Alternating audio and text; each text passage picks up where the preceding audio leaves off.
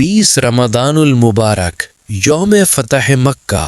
اِنَّا فَتَحْنَا لَكَ فَتْحًا مُبِينًا، بے شک اے نبی ہم نے آپ کو ایک کھلم کھلا فتح دی ہے۔ لَقَدْ صَدَقَ اللَّهُ رَسُولَهُ الرُّؤْيَا بِالْحَقِّ لَتَدْخُلُنَّ الْمَسْجِدَ الْحَرَامَ إِن شَاءَ اللَّهُ آمِنِينَ محلقين رؤوسكم ومقصرين لا تخافون فعلم ما لم تعلموا فجعل من دون ذلك فتحا قريبا۔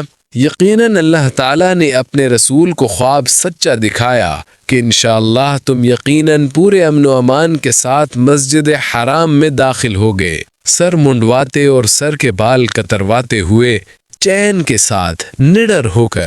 وہ ان امور کو جانتا ہے جنہیں تم نہیں جانتے، بس اس نے اس سے پہلے ایک نزدیک کی فتح تمہیں میسر کی۔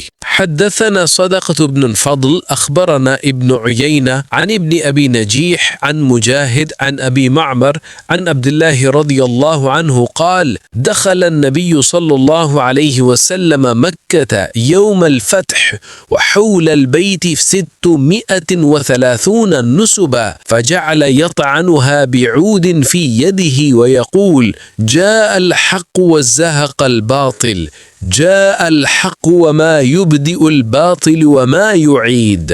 حضرت عبداللہ بن مسعود رضی اللہ عنہ سے روایت ہے، فرماتے ہیں کہ فتح مکہ کے دن جب نبی کریم صلی اللہ علیہ وآلہ وسلم مکہ میں داخل ہوئے تو بیت اللہ کے چاروں طرف 360 بت تھے۔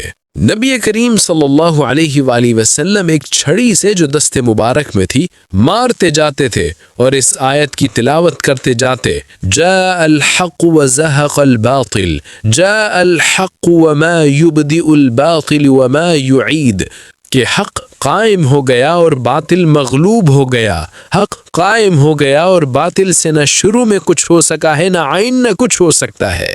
آج کا دن اسلام کی تاریخ کا عظیم دن تھا جب نبی کریم صلی اللہ علیہ وآلہ وسلم 10,000 صحابہ کے ساتھ مکہ میں داخل ہوئے۔ یہ فتح کا دن تھا، مگر نہ کوئی انتقام نہ کوئی غرور۔